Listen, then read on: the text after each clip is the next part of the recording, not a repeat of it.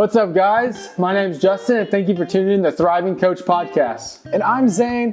What we try to do here is help navigate men through their relationships as they go through their work-life balance with not only their spouse, but also their kids. Seeing it from two different point of views. Justin with the 3 kids, and me starting fresh, just now about to get married. Just like Zane said, we're here for you, and we hope you enjoy this episode. We're rolling?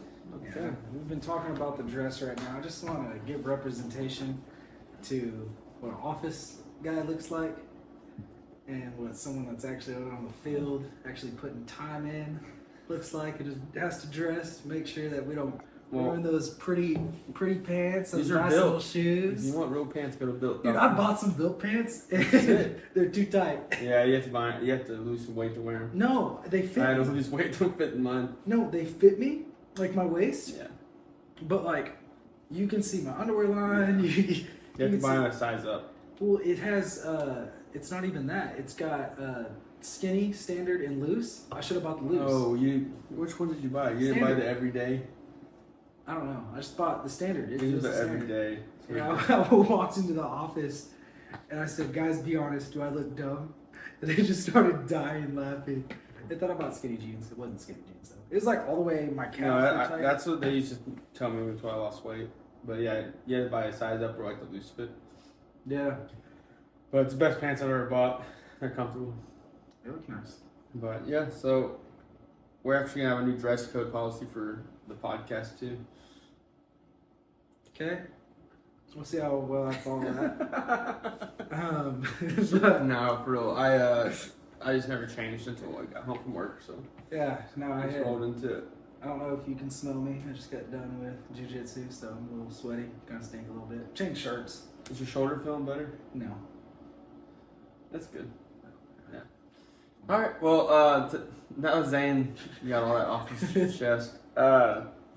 Today we're actually going to talk about our 5 non-negotiables in our everyday life, like what we have to do every day to kind of feel purpose or satisfied and that we were productive, and kind of just we go to bed knowing we won the day or made the day productive and felt like we did something different. Yeah. Does that make sense? So. No, absolutely. I'll go ahead and let you kind of start off on your first thing. I say we just go back and forth with it. Yeah. And kind of give, when our day starts all the way to the end, and kind of what we have and what I do every day, and what you do every day, just to give insight and go from there. Yeah. For my first non-negotiables, I know I've mentioned it before on the podcast, is I get up, I pray. First thing I do is pray, read the Word. Sometimes that lasts 15 minutes, sometimes it lasts 45 minutes, just depends on what I have that morning. I try not to be rushing at everything I'm doing. So tomorrow I have a workout at 5:30. So typically that all lasts 15 minutes to 20 minutes because I don't want to have to wake up an hour earlier to fit that in. But yeah, so that's my first non-negotiable is I wake up, get my mind right, and my soul right to make sure that I have peace throughout the day. And I have noticed that when I don't do that, my whole day feels just not chaotic. It just doesn't feel as peaceful. I didn't take the time to start my day the right way. So I'm not thinking as clearly, or I'm thinking more worldly, or just more emotional than I would if I take that time, reconnect with the Lord, tell him, hey, this day's yours. Lead me and guide me in anything you want me to do. Open doors, close doors. So it's allowed me to really connect on a spiritual level before I just dive into the earthly world. Yeah. When I wake up in the morning, when it goes into being a productive day, I think it was 2 weeks ago. Stayed out super late. I didn't wake up until about probably noon. Yeah. And the whole day was over. I don't have kids. I don't have to worry about any of that. Kaylee was doing her thing, coaching in volleyball, so I really didn't have any responsibilities in the morning. But, for me to make sure that I'm productive, I have to get up at an earlier day, early in the day, whether it be, 8 o'clock on weekends, and then for weekdays, I typically get up about 6:30. Mm-hmm. And I have to give myself time to actually get up.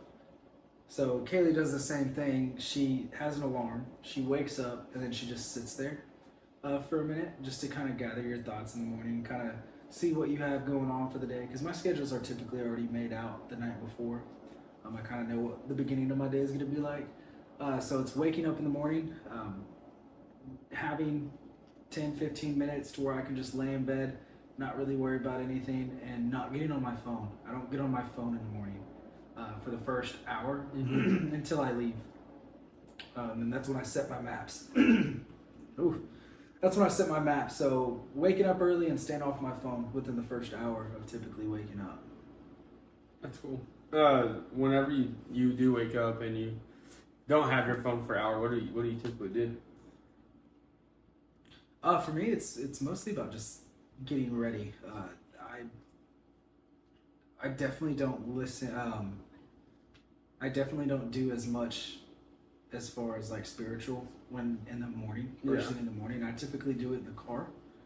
I just stay off my phone. It's staying unplugged. So, I mean, we've talked about it before. I try to stay unplugged at night. I turn Do Not Disturb on later in the bed for an hour. Yeah. And then same thing in the morning. It's just on Do Not Disturb. Anything that has to happen at 6:30 in the morning, it can wait till 7:30. Gotcha. Anything for 8 p.m. and on the weekends, it can wait till 9. I have a select few that phone calls can come in. Kaylee, my parents, my sisters, you guys. But other than that, my phone's pretty much shut off the first hour that I'm awake. Gotcha. No, I like that. That's obviously smart. In the world we live in today, we're on our phones 24/7. Technology and in general has consumed everything about us. So taking that time for that first hour without your phone is awesome. Mine's the same thing. Just it's not the reason behind why I do it, but it's the same thing. Stay off the phone, social media. The days I do find myself rolling over and like swiping on Facebook or Instagram, I like immediately double check and like, what am I doing? And I swipe out like, this is ridiculous. Yeah. And it has gotten worse since being in content and in social media more and more. It consumes me even more. But now it's like I have to realize like, hey, I don't need to always check on how many people are liking stuff or messaging or the comments. So, but yeah, I like that, staying off social media for the first part of your day. First part of my day. Absolutely. Awesome. And then to kind of go on to my second, it's when I'm driving to my first You need job. some water from our constant. Yeah, can I get some water or something? I got a really expensive assistant, so bring you some water. My throat's kind of cut up right now. And then when I'm driving to my first job, driving to the office, I always try to thank you so much. That's when I do no music. I don't listen to any music. Go in, and that's when I do my prayer. Yeah. Going to start my day. Pray for Kaylee. Pray for my parents. I would pray for Kaylee too. She has to live with you. Yeah, you're not lying right there. But that's when I do my prayer time. Because typically when I'm walking out the door, if Kaylee doesn't already take the dogs out before she leaves, I'm only taking the dogs out. And that's when I do my time when I'm just by myself, no music. And I think you said it already in this podcast, you never understood not listening to music while you're in the car. Yeah. It's an all-day thing. I'm either on the phone, I'm talking to someone, or it's completely quiet in my truck. Yeah. No, I understand that now in the season I'm in, but I'm a big music guy. So it's hard for me to always cut music out. But sorry, every time I hear Who Let the Dogs Out, I can't take anyone serious. I know this happened last podcast too. It's just as soon as I hear it, I think of The Hangover. Who Let the Dogs Out? Yeah.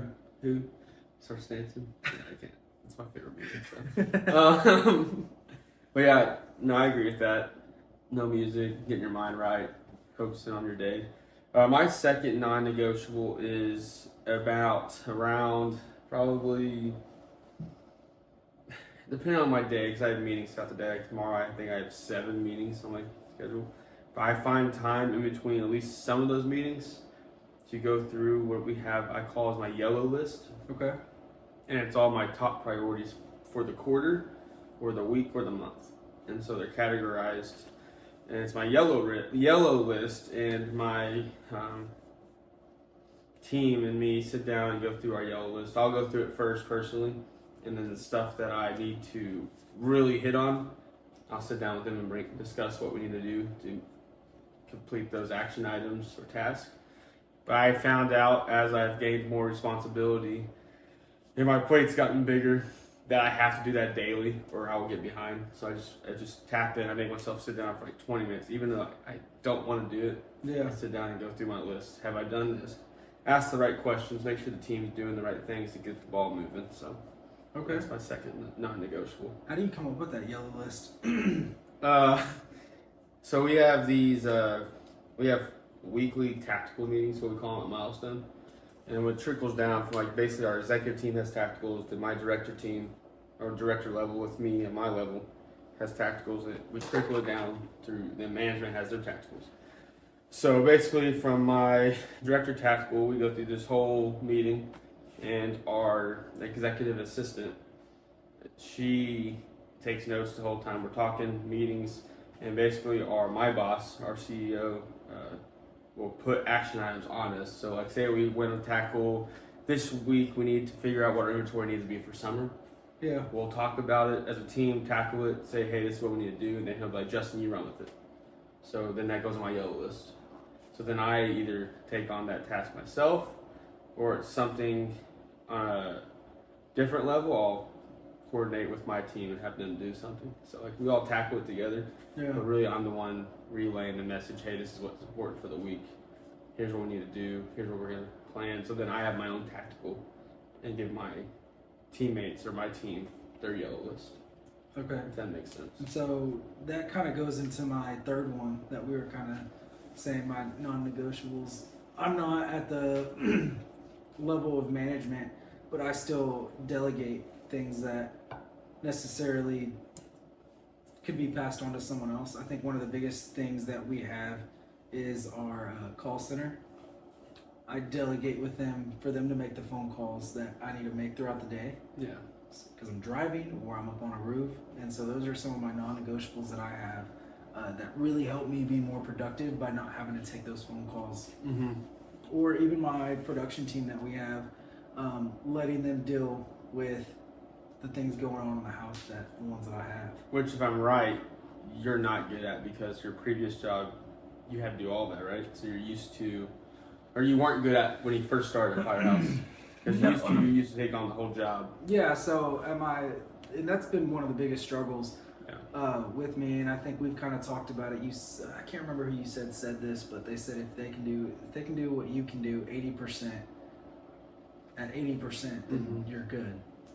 Yeah, because my last company that I was with, I did beginning to end for not only my job but also other people's jobs as well. So I had my own way of doing things. And I had to recognize that, hey, they have their own system going on. It's the way that they do it. And it still works. It's just a different way than when I did it before. So learning how to delegate my tasks and to being able to properly give the people that's their job. Their job is to worry about the production, about the job being done. Their job is to worry about making those phone calls and making sure that it gets put on the calendar.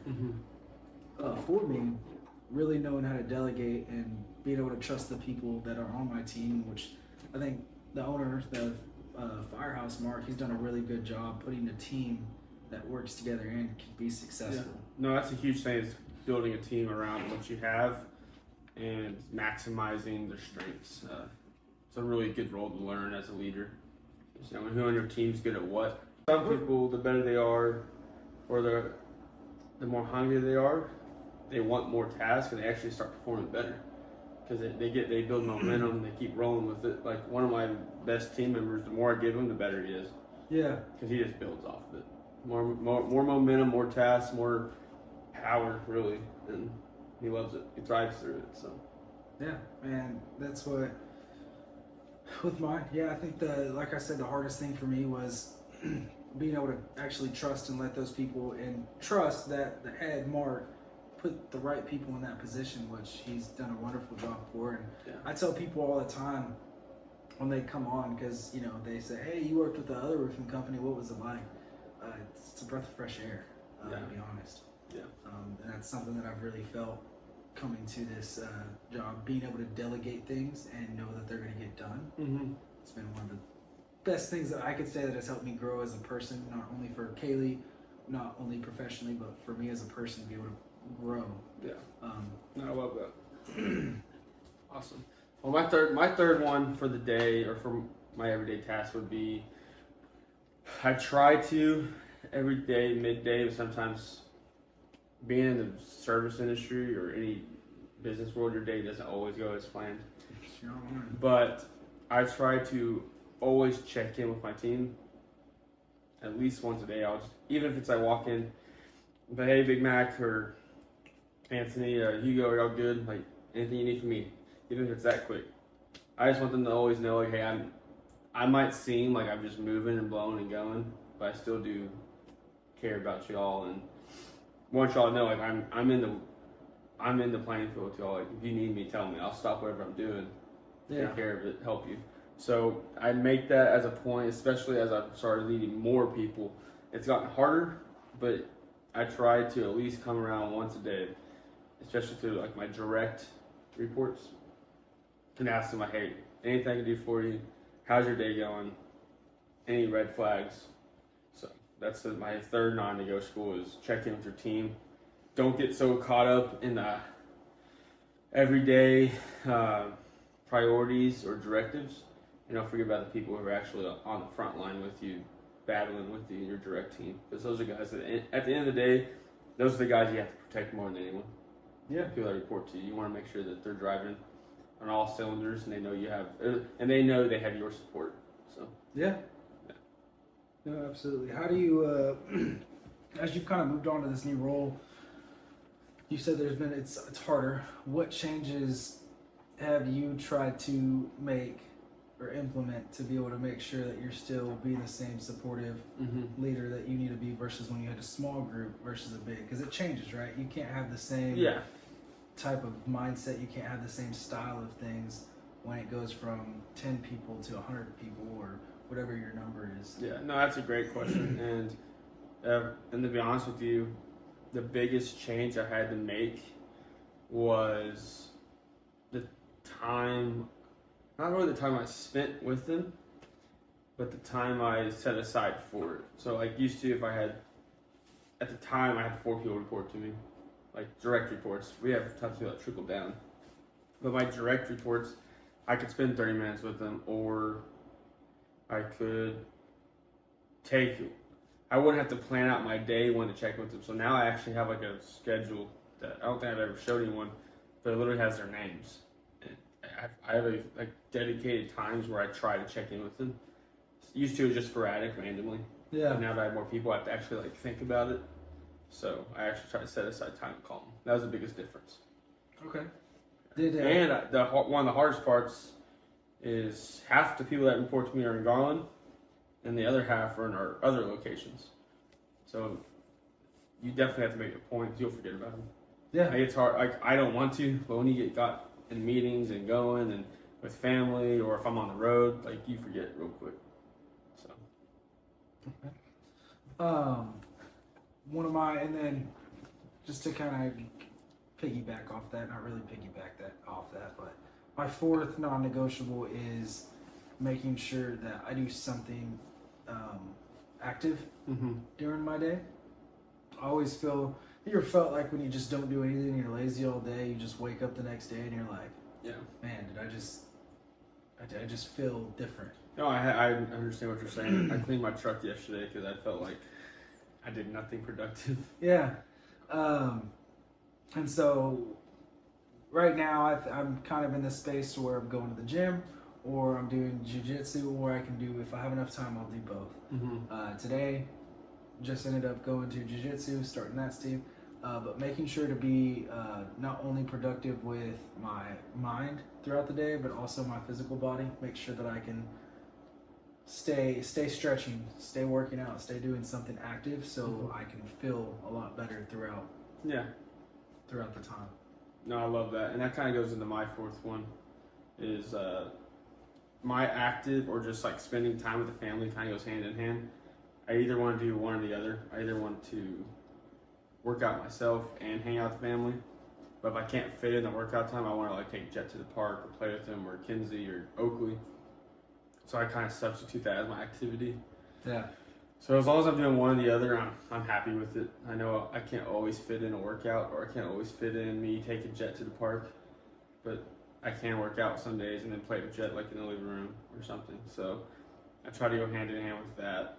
But as far as like activity, I understand what you mean. Like I also don't want to be the parent who sits on the couch all day and makes my kids just play in the living room. Like I want to feel like I'm actually doing stuff with them. Yeah. And it's not even the fact that I could care less. I played video games my whole life.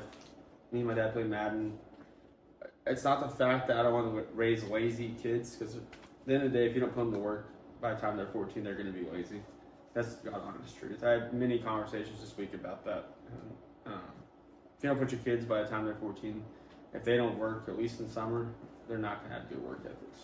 But that's a totally different subject. So it's not even the fact of them being lazy or playing indoors. I just want them to know I took the time. Like it takes a lot more effort for dad to put his shoes on, get dressed, and take him to a park, or ride bikes, and it does, hey, I'll play with you in the living room and play with cars. Like, that's zero effort. Yeah. I sit on the ground. Yeah. Like, so, like, I want them to see, like, oh, no, he actually, like, is taking time out of his day and doing something with me. So I've actually been, whether it's me and Jet, literally go to a playground or Fresh, like, I take him places with me because I want him to see. Obviously, I don't think at this age he can really tell the difference. Like, Yeah, Kinsey can. Like, I make it a point to, like, at least pick her up from cheer when I can. Like, I don't know.